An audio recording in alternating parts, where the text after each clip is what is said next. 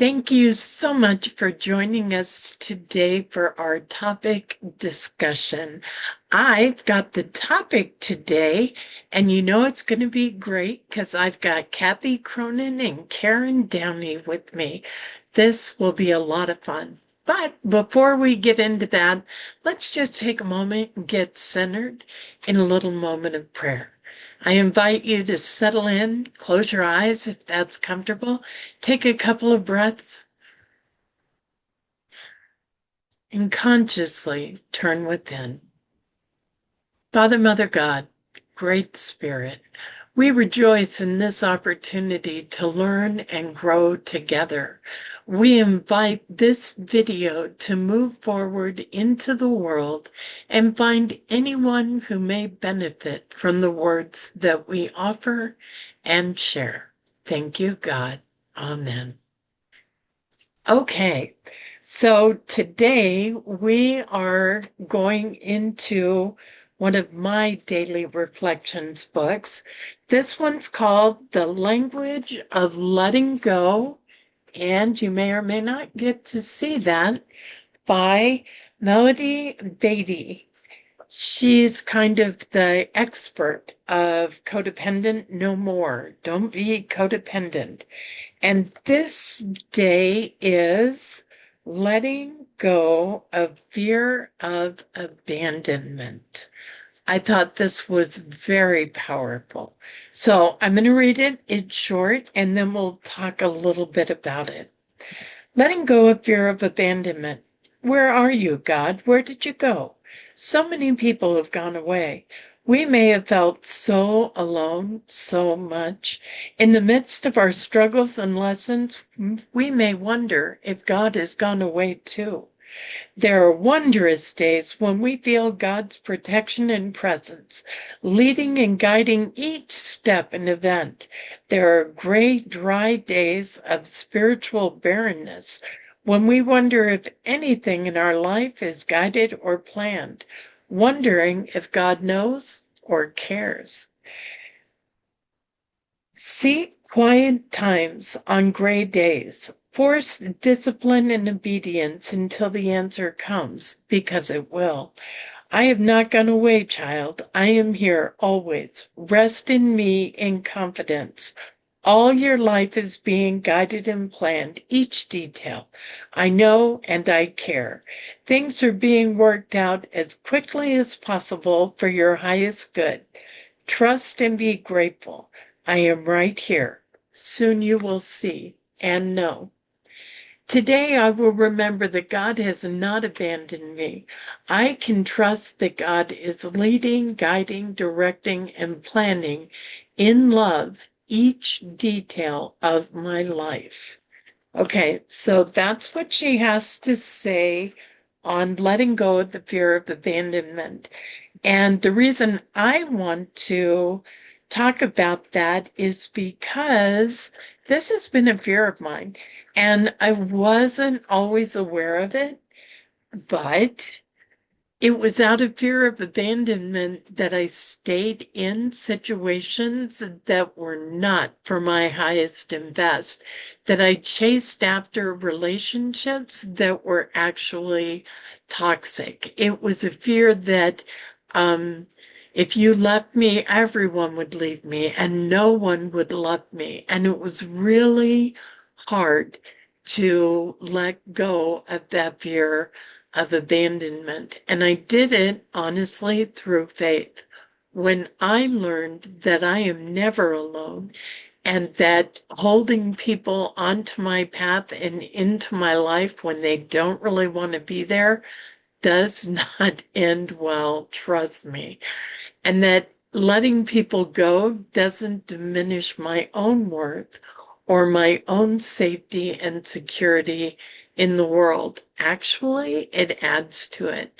When I let go of the people who are leaving my life, whether they're friends or family or teachers, mentors, people I counted on, even if I don't want to let go, when I do that, when I release them lovingly, whatever I need in my life is drawn to me.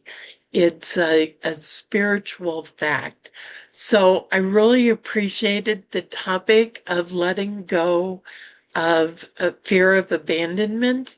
And I hope this talk helps anyone who is going through it because for me it was awful.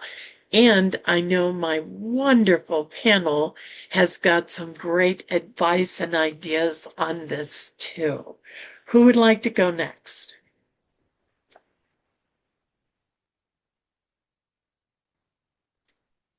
Thank you, Karen. You know, when you first announced that book, I thought, oh, that sounds familiar. And then you said Melody Beattie, and it's like, oh my goodness.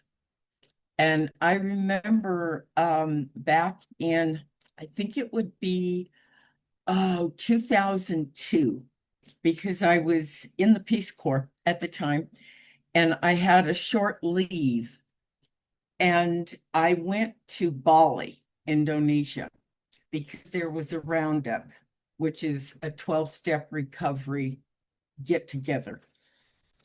And on Sunday morning, I was sitting in the front row and hadn't really paid any attention to who was, speaking or anything. And then it was like, good morning, everybody. My name is Melody Beattie. And I just thought, because things like that happen to me a lot, and they do, they just come from nowhere. But who would have thought Bali, Indonesia, and I would just happen to be living in Thailand and on a little vacation. And she was one of my very, very, very first people when I came into Al-Anon back in 78, 79, and listening to her tapes just listening to her tapes, period. Back then, I think they were little cassettes that we would listen to. And I was hanging on by a thread in my marriage. And looking back on that marriage, it's like, well, I'm really grateful that I have my children, and I wouldn't have them if it wasn't for that marriage. But I kept going back.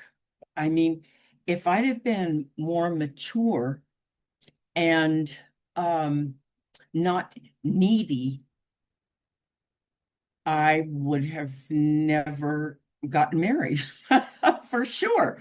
And then for sure, the first week when he chose to go out drinking and be with the guys because he was entitled to them. Um, and it was 30 years of off and on stuff.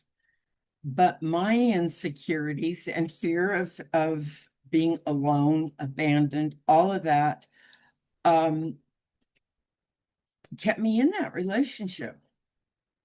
And then most recently, um, I was doing house sitting in San Diego area, and the gentleman that I was house sitting for and his cat, there was a lot of drama going on there. And although he wasn't an alcoholic, he was quite a very sick Al-Anon. And his girlfriend was a very interesting puppy too. And I kind of got drawn into that dysfunctional relationship. And instead of just going ahead and giving up the house sitting and moving back to Colorado, I wanted to be in California. I liked going to Unity Church. I liked the women fellowship, the things that were there, I liked. And so I kind of closed my eyes to um, that it wasn't the best situation. And it ended up taking an accident to get me out of that situation.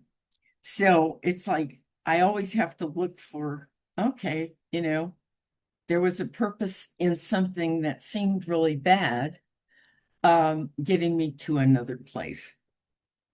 And then there was a relationship that I hung on to because it was convenient. It was distance, but it was like it was two band-aids. He put on the band-aid because I would listen to him, and I needed somebody to help me with my computer.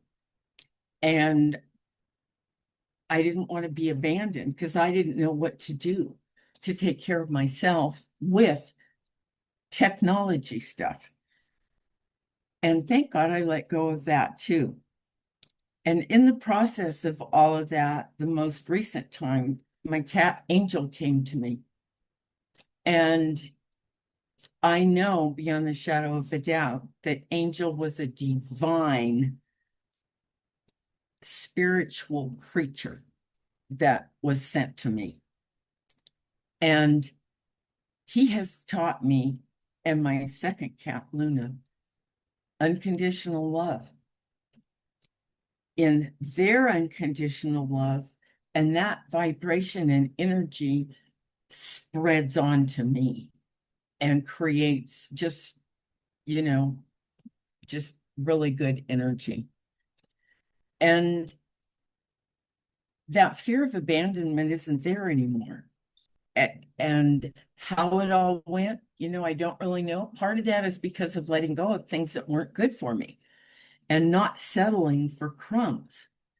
And I don't have any crumbs today in my life that I'm just holding on for some kind of a sense of security. So that's a really good thing.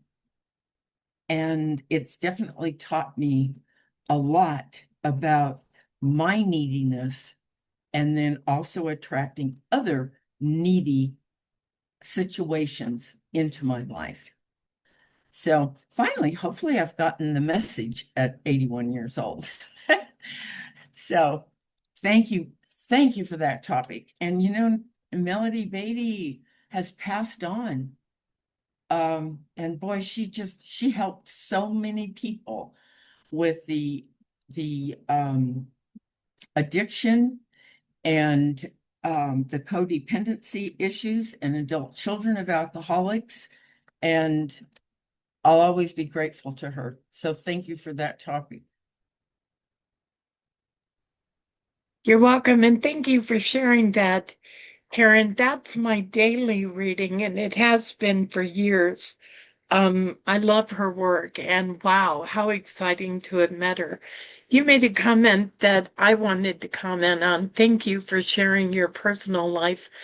I stayed in a relationship that was very toxic, and I stayed and stayed because I was so afraid of being alone.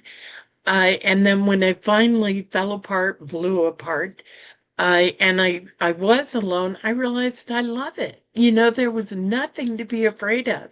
So now in my relationships, I'm there because I want to be, not because I'm afraid not to be. Kathy, can you share on this topic too, please? Would love to share on this topic. I was introduced to Melody's book probably shortly after I had moved from Michigan to San Diego and started attending Unity, and there was a workshop going on that was doing Codependent No More. And I really learned how much I put myself in unhealthy relationships because I needed to feel connected. I needed to feel an attachment. And I also learned about one of our greatest fears, is fears of abandonment. I can remember sharing um, early, early on, I was in grief support, a support group for grief after my mother had passed away, and I was my father's caretaker. And one of the things that it talked about was what was our greatest fear. And mine is and still is to this day, at that time and still is today, I was dealing with the fact of fear of dying alone, is that no one would be in my life when the end came, that I would be alone. And it was sort of that aspect of that fear of being left alone that I've come to realize that with that fear, I'm sort of bringing that into my life, it's that sense of loneliness or not, or fear of being abandoned. I don't want to get too close because they're just going to leave.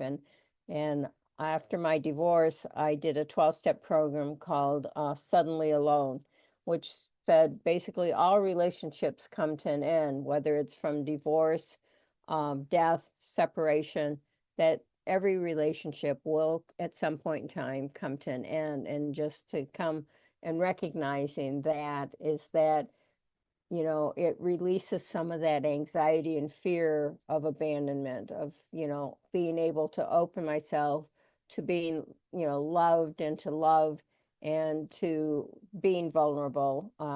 I can see that I can I can feel safe in the fact that I am in this relationship at this point in time for our highest good for each other, or our connection to each other, and being in that essence of that loving connection. And then when it comes to the end, is like there's less fear and anxiety, because there were points and times in my life when relationships came to an end that I just was, so devastated, that I felt so left out and unwanted and unlovable, and just all those negative things that I would say to myself that, I that just were not healthy. And now I've learned to be able to say that if a relationship ends, is that it's not about, my not good enough stuff, or not, that I'm unlovable. It's about the fact that we've taken the train as far as it's supposed to go together, and one of us was our time to get off at this was our stop to get off, and to move forward, to continue moving forward. So um and it's sort of is, yes, you will go through a grieving time, and a sense of feeling, but that fear of abandonment for me has now, as I've gotten older, is that it's not that they're abandoning me. It's just that they're no longer to be walking this path with me, or that I'm not to be in their lives any longer, and not feeling that I failed somehow, or I'm just not lovable. Nobody could ever love me, and so I can think of I could be very dramatic. It's like, I'm so unlovable. And we've all seen that if you watch, some of these love stories or movies where it's like the person totally beats up. It's like, God will love us through everything. And I think that's the fact, is that once I've gotten myself spiritually connected, knowing that there is that ultimate love within myself, and with God's love that's present around me all the time, that fear of abandonment has become less and less in my life. So I want to thank you for bringing that topic, Reverend Linda, and I appreciate being able to share my thoughts.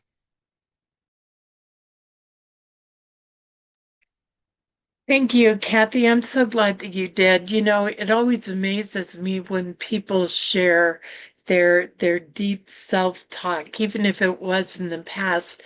The idea that you could have ever felt unloved or unlovable. You are so sweet and so intelligent and so giving. I just can't picture that. It amazes me how we don't always see ourselves clearly. We've got all this other stuff kind of gunking up our vision when we look at ourselves. Thank you so much for sharing all of that.